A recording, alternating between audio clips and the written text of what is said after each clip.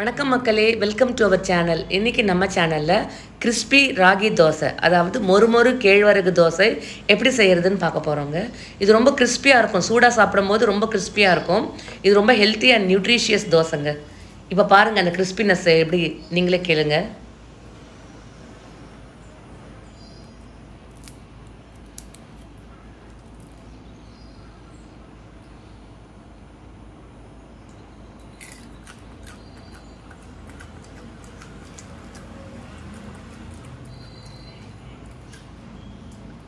மொறுன்னு இருக்கு இல்லைங்களா? இதை எப்படி செய்யலாம் பார்க்கலாம் வாங்க, வீடியோக்குள்ளே போகலாம். ஃபஸ்ட்டு ஒரு மிக்சிங் பவுலில் 1 கப்பு கேழ்வரகு மாவு எடுத்துக்கிட்டேன். ஸோ அதோட 1/2 கப்பு ரவை, அதுக்கப்புறம் 1/2 கப்பு அரிசி மாவு. இது 3 தாங்க நான் இதில் சேர்க்குறேன். இது 3 தான் இன்க்ரீடியன்ட்ஸ், மெயின் இன்க்ரீடியன்ட்ஸ். அதில் 1 கப்பு கேழ்வரகு மாவு தான் மெயின் இன்க்ரீடியன்ட்ஸ். இப்போ சால்ட்டு டேஸ்ட்டு, அவங்கவுங்க தேவையான அளவு உப்பு சேர்த்துக்கலாம். இப்போ இதெல்லாம் ஒன்றா சேர்த்து மிக்ஸ் பண்ணிக்கோங்க. இது தோசை மாவு, இட்லி மாவு இல்லைன்னா சட்டுன்னு ஒரு இன்ஸ்டண்ட்டாக நம்ம செய்யணுன்னா இது ஒரு பிரேக்ஃபாஸ்ட்டு நம்ம குயிக்காக செஞ்சு கொடுக்கலாங்க. அண்ட் ரொம்ப healthy also. Ragi is very healthy and nutritious serial. இதை பாருங்கள். இப்போ எல்லாம் மிக்ஸ் பண்ணிக்கிட்ட பிறகு கொஞ்சம் எந்த கப்பில் கேழ்வரகு மாவு எடுத்தோமோ அதே கப்பில் 3 to 4 கப்பு வாட்டர் கொஞ்சம் கொஞ்சமாக ஆட் பண்ணி மிக்ஸ் பண்ணிக்கிறோம். ஃபஸ்ட்டு 3 கப்பு கொஞ்சம் கொஞ்சமாக ஆட் பண்ணி மிக்ஸ் பண்ணிவிட்டு வாங்க. தேவையான உங்களுக்கே தெரியும் தண்ணி தேவைப்படுமா அப்படின்ற பட்சத்தில் 4வது கப்பு நீங்கள் ஆட் பண்ணுறதோ வேண்டாமோ நீங்களே டிசைட் பண்ணிக்கோங்க. கண்டிப்பாக இது 3 கப்பு வாட்டர் கொஞ்சம் கொஞ்சமாக ஆட் பண்ணிவிட்டு நீங்கள் மிக்ஸ் பண்ணிட்டே வாங்க. அதுக்கப்புறம் 1/2 கப்பு வேணால் விட்டுக்கலாம். கொஞ்சம் நேரம் ரவை ஊறின பிறகு தண்ணி தேவைப்படும். அப்போ வேணால் 4வது கப்பு விட்டுக்கலாம். நானும் பாருங்கள் கொஞ்சம் கொஞ்சமாக தண்ணி விட்டுட்டே வரேன். நான்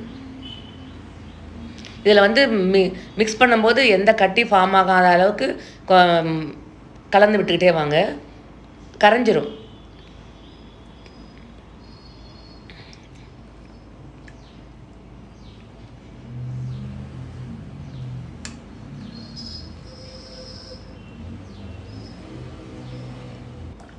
இது 3வது கப்பு நான் விட்டுருக்கேங்க.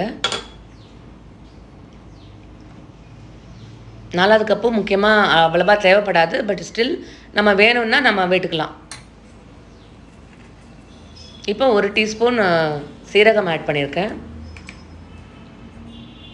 அதுக்கப்புறம் ஒரு ஆனியன், ஒரு வெங்காயத்தை பொடியை நறுக்கின வெங்காயம் ஆட் பண்ணியிருக்கேன். அண்ட் 3 பச்சை மிளகாய் பொடியை நறுக்கினது. அண்ட் கிரேட்டட் ஜிஞ்சர், இஞ்சியை வந்து துருவி ஆட் பண்ணியிருக்கேன். ஒரு சின்ன துண்டை துருவி ஆட் பண்ணியிருக்கேன். அண்ட் கறி லீவ்ஸ், கறிவேப்பிலை கொஞ்சம், கொத்தமல்லி கொஞ்சம். இவ்வளோ தாங்க இதுக்கு தேவையானது. இதையெல்லாம் சேர்த்து ஒன்றா கலந்து விட்டுக்கோங்க.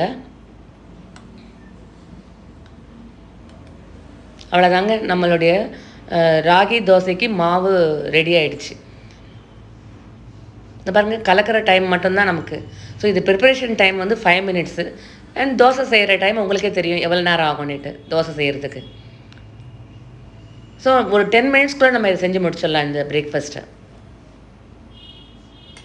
இதை வந்து ஒரு மூடி போட்டு ஒரு பக்கம் எடுத்து வச்சுருங்க. ஒரு 2 minutes அப்படியே தோசை வார்க்கினாலும் வார்க்கலாம். இல்லை 2 minutes மூடி வச்சுட்டு அந்த டைமுக்கு நம்ம சட்னி எதனா ப்ரிப்பேர் பண்ணிக்கலாம். இப்போ பாருங்கள், நான் அந்த டைமுக்கு சட்னி அந்த 2 minutesல தேங்காய் சட்னி பண்ணிட்டேன். இப்போ நான் தோசை அடுப்பில் கல் வச்சு தோசை மேக் பண்ண போகிறேன்.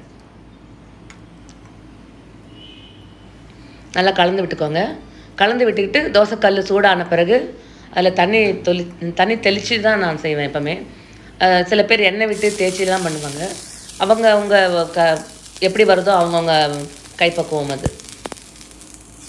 இப்போ மாவு அப்படி தெளித்து தேய்ச்சி விட வேணாம். தானாகவே ரவுண்ட் ஷேப் வந்துடுங்க. ஏன்னா நம்ம தண்ணியாக தான் கரைச்சி வச்சுருக்கோம் இல்லைங்களா மாவு.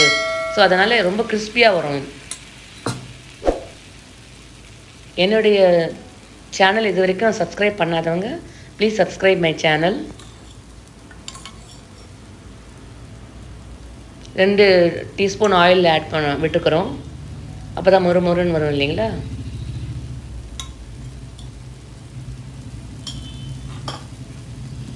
நான் தோசைக்கல்லில் தான் செய்கிறேன். சில பேர்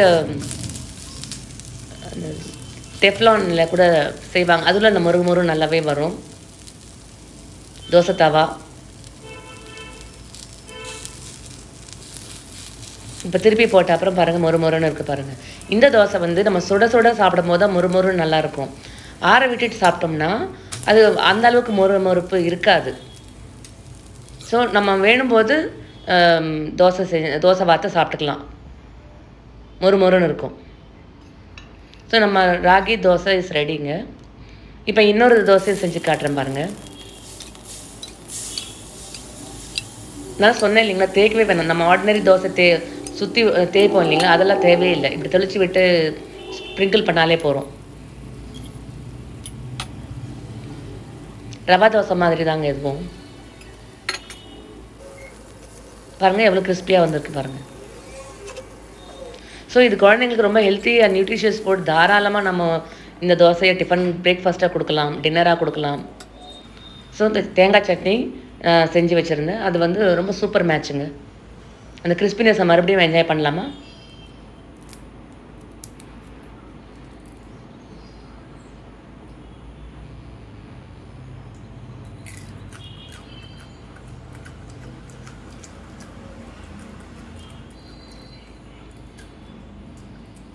ரொம்ப சூப்பராக இருக்குங்க.